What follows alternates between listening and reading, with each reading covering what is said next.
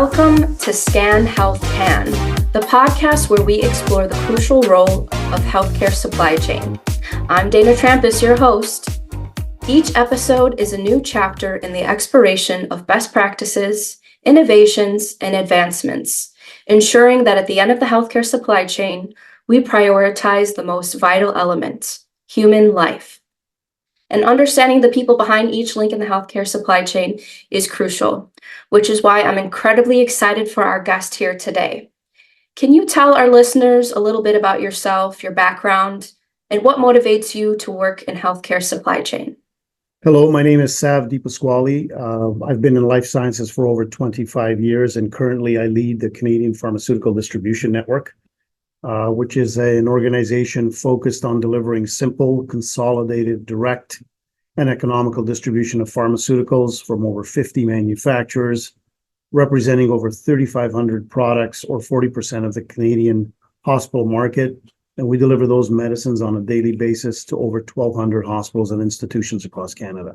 Oh, that's amazing. That's a lot to unpack there. Why is it important that we try to consolidate those pieces?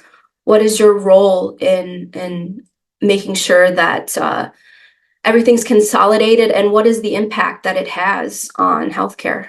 Well, the key is to simplify the efforts of all the folks at the front line in terms of managing the supply chain for pharmaceuticals. And if they had to call every single manufacturer, that would take forever and it would be an administrative burden. We simplify all that with kind of one-stop shopping, and we put up to 50 manufacturers' products on one invoice, one shipment, one payment. So we make life very simple by focusing on consolidation, and that reduces costs to get products to their destinations, but also helps the economy because our carbon footprint is smaller. And I bet the impact on the hospital end of just having that single consolidated, delivery and invoice has to be exceptionally helpful. What is the impact on the healthcare providers by having that? Well, I think, again, it's one-click access to products that are in high demand. We have an allocation model when drugs are short, going on shortages.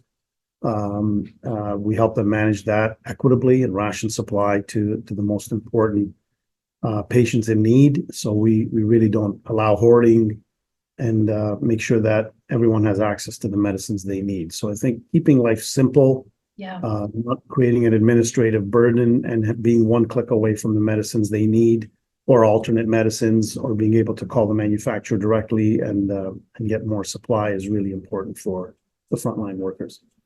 You mentioned equity, health equity. So what do people need to know about the healthcare supply chain? Why should it be on everyday citizens' radar? Basically, what I'm asking is, why should people care about the healthcare supply chain? Well, the healthcare supply chain today, certainly in Canada, it's the lifeline for institutions and physicians and others to treat patients, whether in hospital, acute care settings, clinic, and even at home. And we need to keep the supply chain robust and resilient to major outages and major demands. And you've seen with pandemics or epidemics that it creates challenges for people to get access to medicine. It can be very stressful, and it can affect people getting the surgery they need, the care they need, the quality of life that they need. And I think it's important that we all understand Canada plays in a global pond for this supply. And overall, on a Canadian basis, on an annual basis, Canadians consume or purchase over $40 billion of pharmaceutical products. And it's important that we manage that. And there's thousands of people involved in making sure those medicines are stored in the right way, procured in the right way, delivered in the right way, so that they can get to patients in need. So we all need to care about this supply chain, and it was really brought to light with the pandemic on critical drug shortages that exist today, that continue to exist. It was also brought to light with the Tylenol shortage that affected children getting the medication they needed to manage fevers and pain. And I think that's something that, from a developing country, we shouldn't have that happen in this country, and that's why we need to care about the supply chain. You mentioned the Tylenol shortage. Can you talk a little bit about some twists and turns that you've witnessed in your career about healthcare supply chain that people might not see in the background? I think the healthcare supply chain we don't really notice it until it's not there, right? That's when everybody's like, I didn't get this or get that. So tell me a little bit about any surprising twists or turns you may have witnessed that our listeners may not know about. Yeah, well, certainly everyone heard about the Tylenol issue, and we had people out there, even grandparents, trying to source product from the U.S. and Yeah. everybody scrambling. And that's a surprise in our modern day world. I mean, we purchase, as I said, $40 billion of pharmaceuticals for Canadians on an annual basis and consume that. How could we have this shortage happen? So I think that's a surprise to many people and Canadians that we even have this issue in a developed country. I think during the pandemic, other surprises were, if you had to intubate patients that were severely ill from COVID-19, you needed anesthetics, and they went short in supply. So it's downstream. Things start to happen. And you saw the issue with gloves and ventilators. So I think it's just a ripple effect when a major issue happens and we're not prepared. We can't be prepared for every scenario, but we should be better prepared to withstand a 20-30% spike.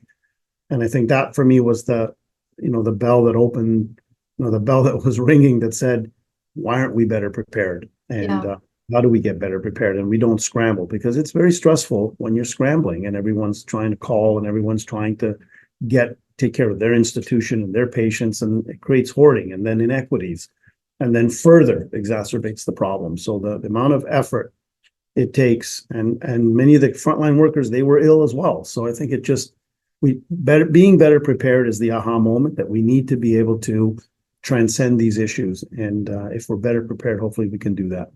As you mentioned, these crises, they're becoming more and more frequent, right? We've experienced climate change, we've got wars, we have so many things that are happening. So it's becoming more and more frequent of getting these disruptions.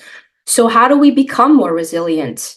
How do we make sure that we're prepared? Do we over-prepare? Like, what is the best practice or strategies? What do you think we can do to make sure that we're better prepared?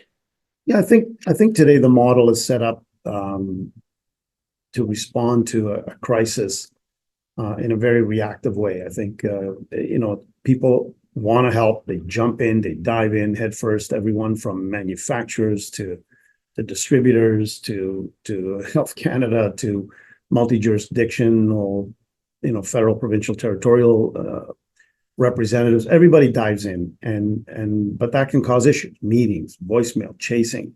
And it's very reactive. I think if we could identify the critical drugs used on a regular basis, identify a list of critical drugs, can we at least be prepared for alternate supplies for those drugs? Can we have a buffer stock, which would allow us to overcome a shortage or an epidemic and perhaps a pandemic? Give us a chance to overcome the bumps. And I think that takes money, that takes planning, that takes stocking and resources. And a framework where we can make decisions equitably. So if one region in Canada is seeing the epidemic or an outbreak and not in another, we can move stock effortlessly to those regions that need it most. And I think we don't have that today. We don't have a standing group of folks that live and breathe and focus on preparedness. We have everyone focused on response and reactivity.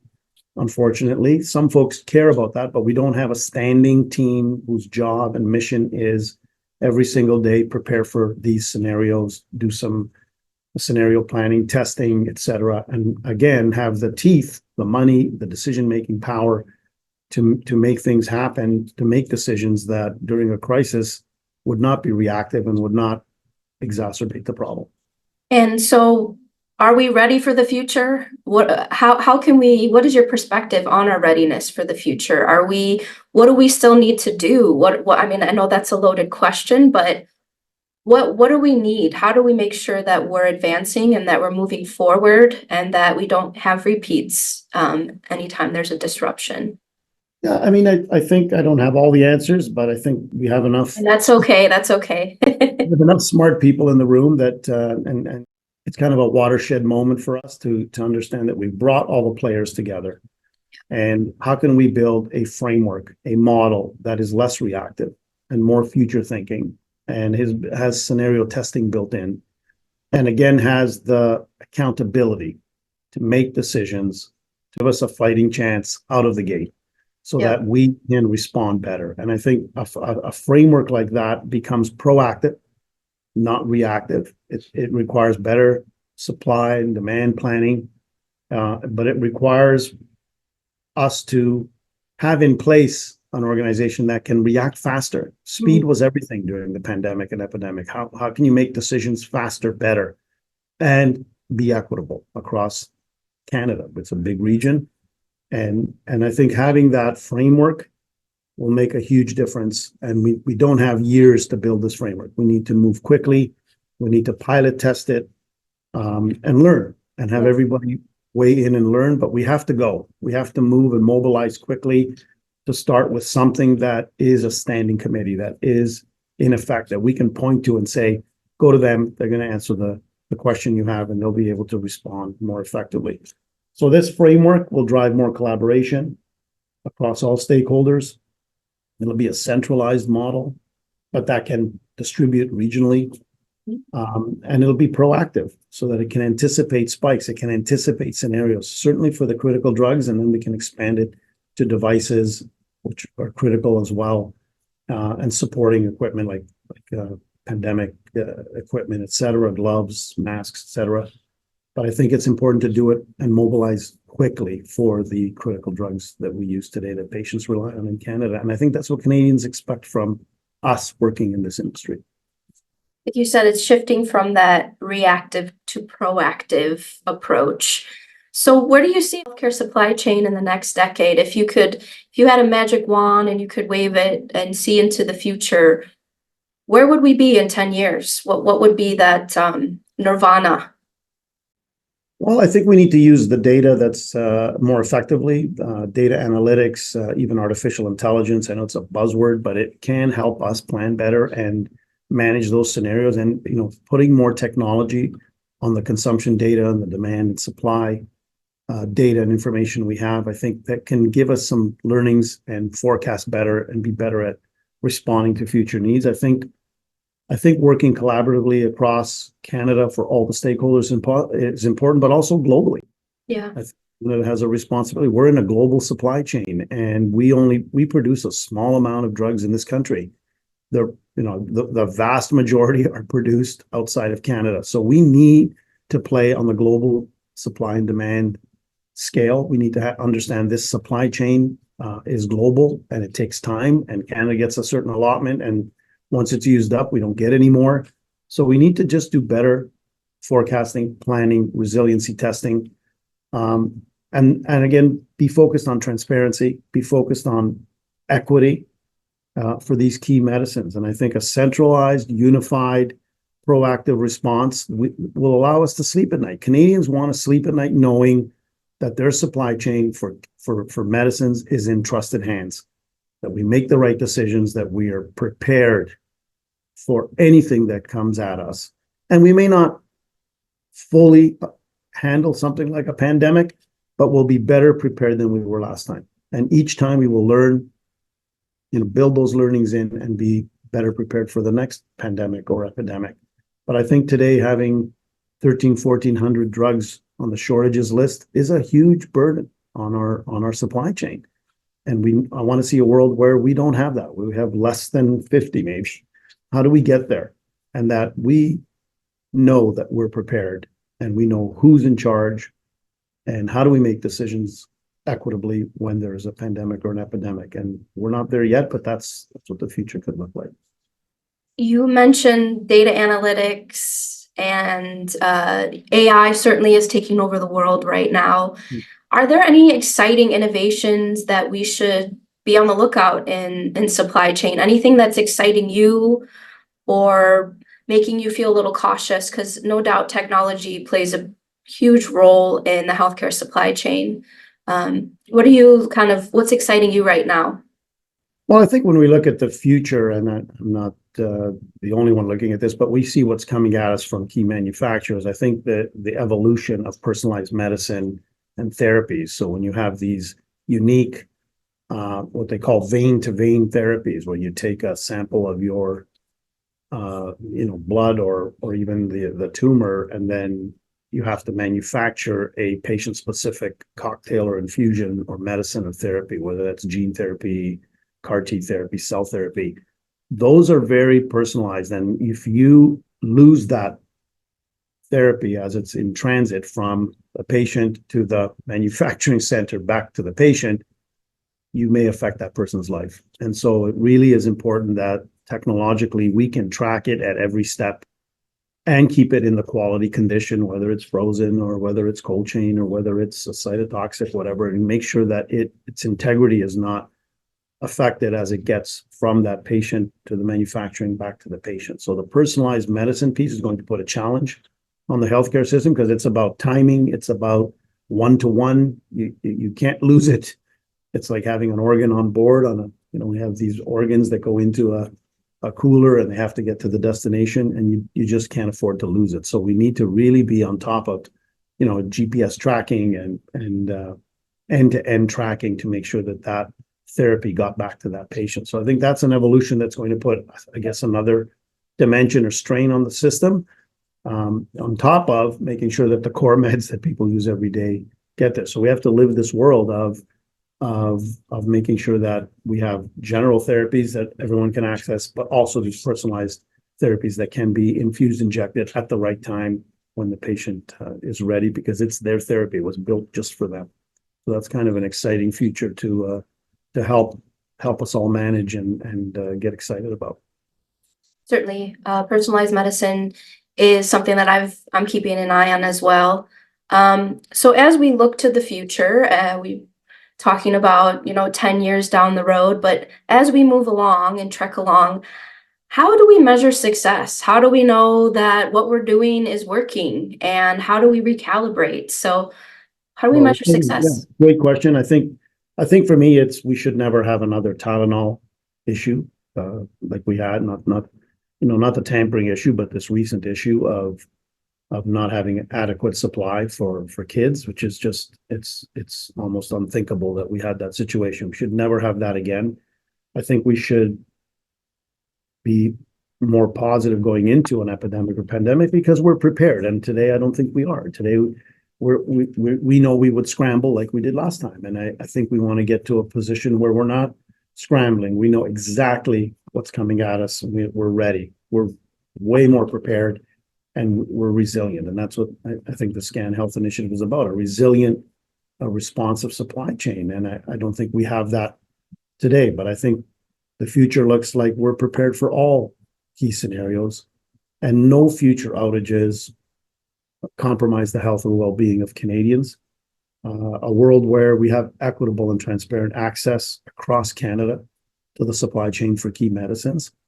And we're learning about that on a regular basis. And then we have a centralized, unified decision-making process that provides that proactive response when a supply chain event occurs. I know we use the word resilience quite a lot, a resilient healthcare supply chain. What does that mean to you? What does resilience mean to you?